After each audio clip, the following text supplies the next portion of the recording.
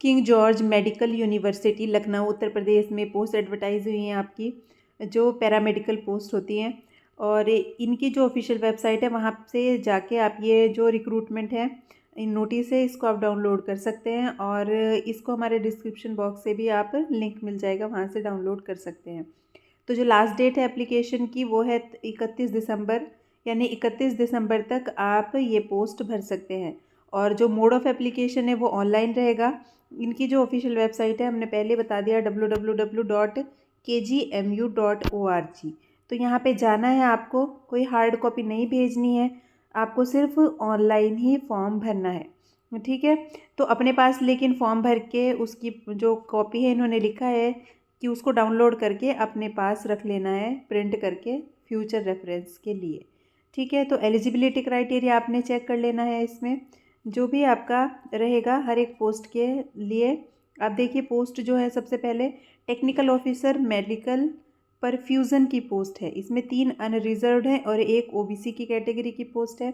Qualification इसमें BSc degree होनी चाहिए with certificate of perfusion technology, PT की होनी चाहिए आपके पास, awarded by recognise institution association authority after training 5 year experience in the field as perfusionist, ठीक है। 5 साल का एक्सपीरियंस आपके पास होना चाहिए, आपके पास बीएससी की डिग्री आपको मिली होनी चाहिए। तो आप ये फॉर्म भर सकते हैं। दूसरी जो पोस्ट है वो है आपकी टेक्नीशियन रेडियोलॉजी की। इसमें देखिए अनरिजर्व 21 पोस्ट है, ईडब्ल्यूएस की 4 पोस्ट है, ओबीसी की 13 पोस्ट है, जबकि एससी कैटेगरी की 10 पोस्ट हैं और एसटी कैटेगरी की 1 पोस्ट है। टोटल 49 यानी 49 पोस्ट एडवर्टाइज हुई हैं। इसके लिए देखिए आपके पास सबसे पहले क्वालिफिकेशन 10+2 आपकी साइंस सब्जेक्ट होनी चाहिए। जो भी साइंस सब्जेक्ट होते हैं उनमें 10+2 होनी चाहिए किसी भी बोर्ड यूनिवर्सिटी से। डिप्लोमा आपके पास 2 साल का होना चाहिए रेडियोलॉजी टेक्नोलॉजी में, ठीक है। और 1 साल का एक्सपीरियंस एज अ रेडियोग्राफर होना चाहिए। मान लो 10 मतलब 10+2 में आपके पास साइंस है और आपने डिप्लोमा किया है 2 साल वाला, तो 1 साल का एक्सपीरियंस भी होना चाहिए। और अगर आपके पास ये नहीं है तो आपके पास बीएससी ऑनर्स 3 years का जो कोर्स होता है रेडियोग्राफी में, वो आपने किया हुआ होना चाहिए। तो आप ये फॉर्म भर सकते हैं। तीसरी जो पोस्ट है वो आपकी टेक्नीशियन रेडियोथेरेपी की है, ठीक है। रेडियो इसमें अनरिजर्व्ड 9 है, ईडब्ल्यूएस की 2 है, ओबीसी की 5 है और एससी कैटेगरी में 4 है। टोटल आपकी 20 पोस्ट है।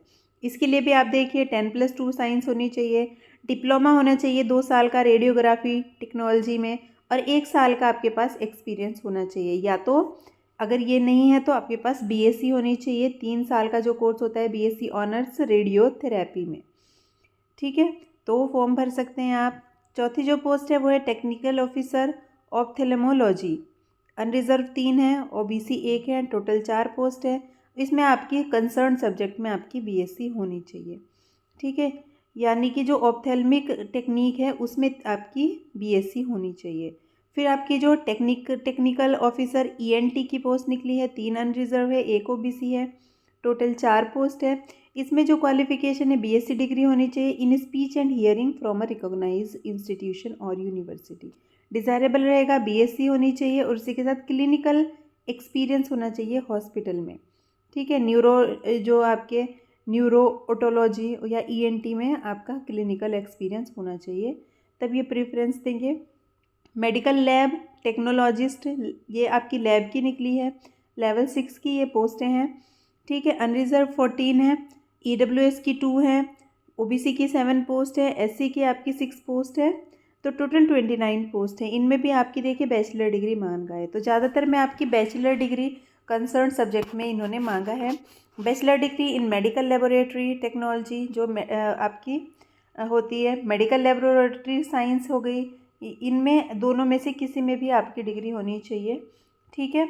और 2 साल का रिलेवेंट एक्सपीरियंस होना चाहिए लेबोरेटरी में, attached with a hospital having minimum 100 beds. तो ऐसा हॉस्पिटल जिसमें 100 बेड हों लगभग, ऐसे हॉस्पिटल में आपको 2 साल का एक्सपीरियंस भी होना चाहिए।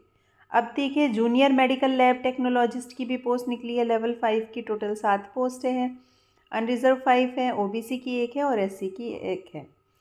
इसमें भी 10+2 मांगा है, साइंस सब्जेक्ट के साथ आपका होना चाहिए, यानी फिजिक्स, केमिस्ट्री, बायोलॉजी, बायोटेक्नोलॉजी आपके पास, इन सब्जेक्ट में आपकी बीएससी 10+2 में आपके पास ये सब्जेक्ट होने चाहिए या इनमें से कोई सब्जेक्ट होना चाहिए।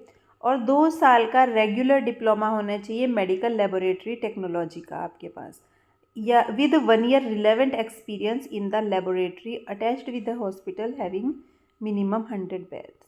तो इसमें 10+2 साइंस में होने के साथ साथ आपके पास 2 साल का रेगुलर डिप्लोमा होना चाहिए मेडिकल लेबोरेटरी टेक्नोलॉजी का। इसके अलावा 1 साल का एक्सपीरियंस भी होना चाहिए आपका हॉस्पिटल का, तब इस पोस्ट के लिए आप एलिजिबल हो। देन ओटी असिस्टेंट लेवल 5 की ये पोस्ट है, टोटल 65 पोस्ट है। इसके लिए भी इन्होंने यहाँ पे देखिए मेंशन की है क्वालिफ़िकेशंस। बेसिक क्वालिफ़िकेशन तो बीएससी रहेगी या 10+2 रहेगी साइंस में, ठीक है।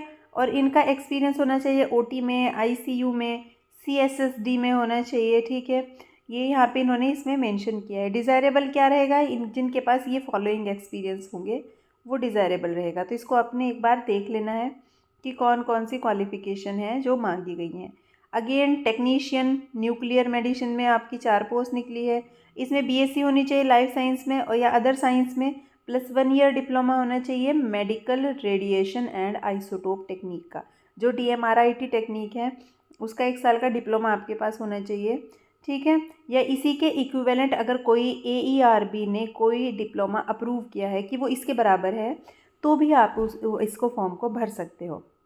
और डिज़ायरेबल क्या है क्वालिफ़िकेशन की, अगर 1 साल का आपका डिप्लोमा के बाद आपका एक्सपीरियंस है, ठीक है, किसी में रजिस्टर्ड न्यूक्लियर मेडिसिन फैसिलिटी में, किसी हॉस्पिटल में जो न्यूक्लियर मेडिसिन से रिलेटेड हो, तो आपके लिए ये पोस्ट के लिए डिज़ायरेबल रहेगा।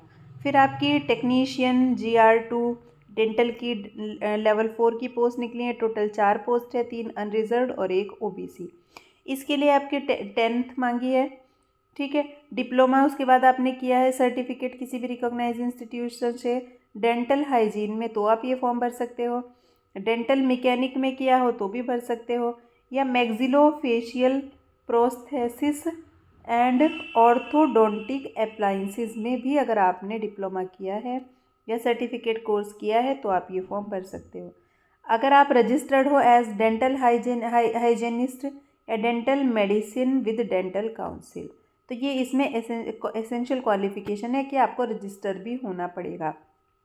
देन डिज़ायरेबल क्या रहेगी, अगर आपका डेंटल डिपार्टमेंट में किसी भी हॉस्पिटल के एक्सपीरियंस है आपका 1 साल का, तो ये डिज़ायरेबल रहेगा, ठीक है। अब आपकी देखिए टेक्नीशियन डायलिसिस लेवल 5 की पोस्ट है, ये अनरिजर्व की 17 है, EWS की 3 पोस्ट हैं, OBC की 9 है, SC की 7 है, ठीक है। तो टोटल 36 पोस्ट ये है निकली है। इसमें BSc होनी चाहिए डायलिसिस टेक्नोलॉजी में, या तो BSc होनी चाहिए आपकी with diploma in dialysis technology of 2 year, यानी कि या तो आपने डायलिसिस टेक्नोलॉजी में ही BSc की हो, या तो आपने BSc नॉर्मल की हो, उसके साथ आपने डिप्लोमा इन डायलिसिस टेक्नोलॉजी 2 साल का किया हो और 1 साल का आपके पास एक्सपीरियंस हो काम करने का, ठीक है। तो इस ऐसे हॉस्पिटल में जिसमें 20 डायलिसिस यूनिट हों तो आप ये फॉर्म भर सकते हैं। मेडिकल सोशल सर्विस ऑफिसर की पोस्ट निकली है लेवल 6 की, टोटल 23 पोस्ट हैं। इसमें मास्टर डिग्री मांगी है सोशल वर्क में और आपका एक्सपीरियंस होना चाहिए जो सोशल वर्क होता है उसमें, तो मांगा है, डिज़ायरेबल मांगा है। अगर आपने स्पेशलाइजेशन किया हो, ठीक है, आपकी ट्रेनिंग हो मेडिकल सोशल वर्क में, तो आपको प्रेफरेंस दी जाएगी, ठीक है। इसके अलावा रिसेप्शनिस्ट की पोस्ट निकली है 5 लेवल 5 की, टोटल 23 पोस्ट है। आपने कोई भी डिग्री की हो, degree from a recognise university, और पोस्ट ग्रेजुएट डिप्लोमा हो आपका जर्नलिज्म में या पब्लिक रिलेशन में, तो भी आप ये फॉर्म भर सकते हैं। डिज़ायरेबल क्या रहेगी, ठीक है, एसेंशियल क्वालिफिकेशन जो ज़रूरी है वो तो डिग्री होनी चाहिए और पोस्ट ग्रेजुएट डिप्लोमा होना चाहिए आपका जर्नलिज्म में या पब्लिक रिलेशन में। जबकि डिज़ायरेबल में रहेगी कि अगर आपका एक्सपीरियंस है पब्लिक रिलेशन में, पब्लिकेशंस में, प्रिंटिंग में, पब्लिशिंग में, या आपने पर्सनल कंप्यूटर आप working exposure to working on personal computer, आपने खुद भी आपको एक्सपोजर है काम करने का, तो भी आपको ये डिज़ायरेबल रहेगी। फिर निकली है फार्मासिस्ट की, टोटल 38 पोस्ट निकली हैं। क्वालिफ़िकेशंस आप ज़रूर देख लीजिए एक बार, ठीक है, कि ये क्वालिफ़िकेशंस आप मैच करते हो या नहीं करते हो।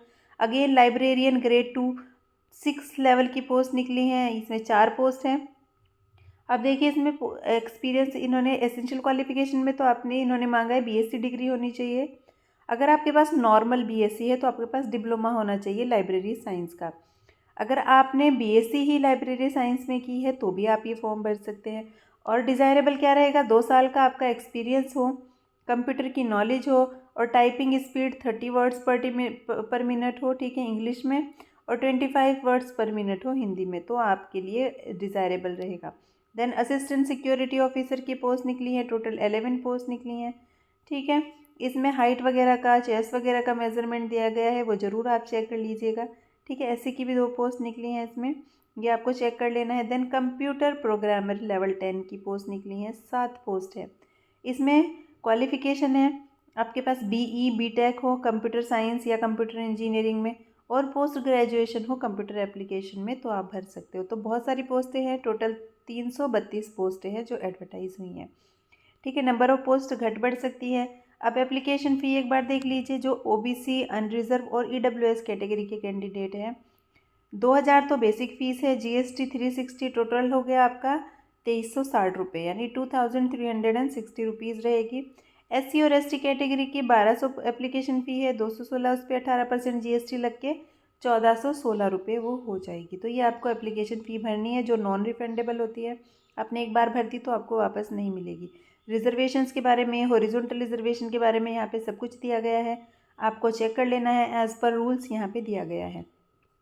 एलिजिबिलिटी हम ऊपर ही डिस्कस कर चुके हैं। एज रिलैक्सेशन भी गवर्नमेंट के जो रूल्स हैं उसके अकॉर्डिंग यहाँ पे दिया गया है, तो इसको आपने देख लेना होता है अगर आपको एज रिलैक्सेशन चाहिए।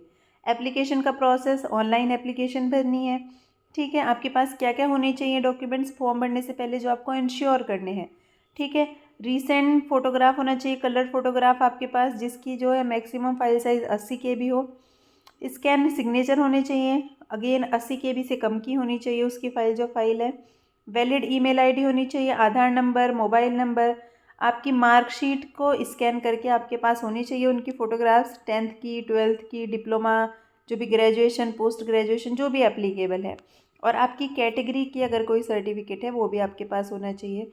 और अगर आप काम कर रहे हो रेगुलर कहीं पे, ठीक है, रेगुलर एम्प्लॉय हो, तो नो ऑब्जेक्शन सर्टिफिकेट भी आपको लेना पड़ेगा अपने एम्प्लॉयर से, ठीक है। तो ये हो गया आपका, स्टेप्स ये रहेंगे। सबसे पहले आपने ऑनलाइन एप्लीकेशन को खोलना है इनकी ऑफिशियल वेबसाइट पे, ठीक है, ये दिया गया है यहाँ पे देखिए www.kgmu.org, इनका जो /job.php है वहाँ पे आपको जाना है, रजिस्ट्रेशन करना है, ठीक है, सारा फॉर्म भरना है आपको।